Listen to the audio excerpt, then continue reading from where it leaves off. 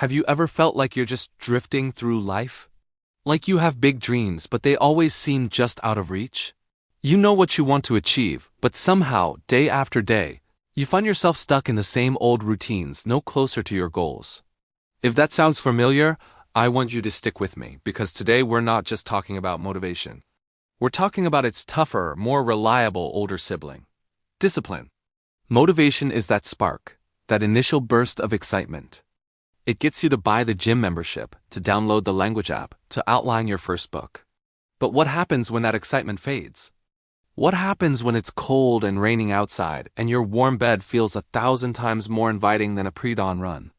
That's where discipline takes over. Discipline isn't a feeling. It's a choice. It's the decision to do what you need to do, even when you don't feel like doing it. It's the engine that drives you forward when the fuel of motivation runs dry. Let me tell you a story about a young man named Leo. Leo was a dreamer. He wanted to be a successful writer. He had notebooks filled with brilliant ideas, character sketches, and plot twists. He'd spend hours talking about the epic novel he was going to write, a story that would captivate millions. He'd get these intense waves of inspiration, stay up all night writing a frantic first chapter, and then nothing. The next day, the excitement would be gone. His masterpiece would sit untouched for weeks, sometimes months, until another wave of motivation struck. Years went by and his dream remained just that, a dream. He was a writer who never wrote.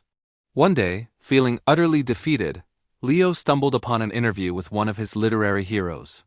The interviewer asked, "How do you stay so motivated to write every single day?" The author just smiled and replied, "I don't. Motivation is a fickle friend. I rely on discipline. I treat writing like a job. I show up at my desk at 8 a.m. every morning, whether I feel inspired or not. Some days I write garbage. Other days, the words flow. I always show up. The magic isn't in waiting for inspiration. It's in creating a routine that invites it." That simple idea hit Leo like a lightning bolt. He had been waiting for the muse to show up, but he hadn't been setting a place for her at the table. He realized his approach was all wrong. It wasn't about waiting for the perfect mood. It was about building the perfect habit. So Leo made a change, a small one at first. He committed to writing for just 30 minutes every single morning. No excuses. Before checking his phone, before breakfast, before the day could throw its chaos at him. The first few days were brutal. He'd stare at a blank page, his mind empty. He wrote clumsy sentences and deleted them over and over. He felt like a complete failure. His brain screamed at him to quit, to just go back to bed. But he remembered the author's words, "I always show up," and so he stayed in his chair for the full 30 minutes. Slowly, something began to shift. After a week, the 30 minutes started to feel less like a chore and more like a routine. After 2 weeks, he found himself occasionally writing for 45 minutes without even noticing. His mind, now trained to expect this daily session, began to cooperate. Ideas started to percolate not just during his writing time, but throughout the day. He was building momentum, one tiny, disciplined step at a time. He wasn't relying on a feeling anymore. He was relying on a system. This is the core of what discipline truly is. It's the art of building systems for your success. Think about it. So, how can you start building this muscle of discipline in your own life? It starts exactly where Leo started, small. The biggest mistake people make is trying to change everything at once. They decide on Monday they're going to wake up at 5 a.m., run 5 miles, meditate for an hour, and eat nothing but kale. By Wednesday, they're exhausted, overwhelmed, and back to their old habits, feeling even worse about themselves. Instead, pick one thing, just one. Is it your fitness? Don't commit to 6 gym sessions a week. Commit to a 15-minute walk every day. Is it learning a new skill? Don't commit to 3 hours of study. Commit to 20 minutes. The goal isn't to shock your system. It's to build a foundation. Make the task so small, so non-negotiable, that it's almost harder to skip it than to do it. This is how you win the first battle against your own resistance. The next step is to create a trigger. For Leo, it was waking up. That was his cue to sit down and write. For you, it could be putting your running shoes right by your bed. The moment your feet hit the floor, you see them. That's your trigger. Or maybe it's leaving your guitar on a stand in the middle of the living room, not hidden away in its case. This is called habit stacking. You link your new desired habit to an existing one. After I brush my teeth, I will meditate for 5 minutes.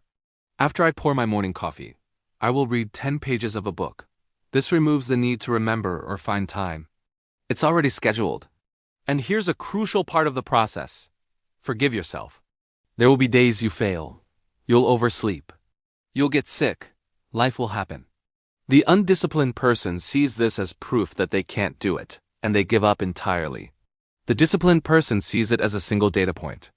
They acknowledge it, forgive themselves, and get right back on track the very next day. Discipline isn't about perfection. It's about consistency over time. One missed workout doesn't ruin your fitness journey, but deciding that one missed workout means you should quit absolutely will. As Leo continued his daily practice, his 30 minutes grew to an hour, then 2. A year later, he had a complete first draft of his novel. It wasn't perfect, but it was real. It was tangible. It was a 300-page testament to the power of showing up.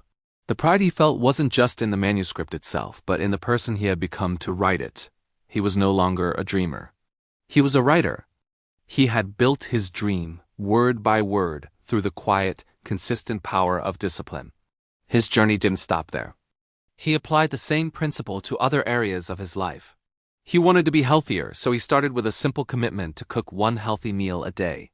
He wanted to learn a new language, so he committed to 15 minutes on a language app every evening. Each small, disciplined action compounded, creating a ripple effect of positive change throughout his entire existence. This is the magic you can unlock too. Your goals are not too big. Your dreams are not out of reach. What you're missing isn't a magical burst of motivation. What you're missing is a system, a commitment, a decision to honor the promises you make to yourself. So I ask you, what is that one small thing you can commit to starting tomorrow? Not next week, not next month. Tomorrow. What is the smallest possible step you can take in the direction of your biggest goal? Write it down. Tell a friend. Set a reminder on your phone. Make it real. Because a year from now, you will arrive. The only question is where. Will you be in the same place, wishing and waiting? Or will you be looking back at 365 small, consistent steps that have led you to a place you once only dreamed of? The choice isn't made in a moment of grand inspiration. It's made in the quiet daily decision to just show up. Thank you for spending this time with me today. If this story resonated with you, let me know in the comments what your one small step will be. Let's hold each other accountable. And if you want more content to help you build a life of purpose and discipline, make sure to subscribe. You've got this. Start small, be consistent, and watch your world change.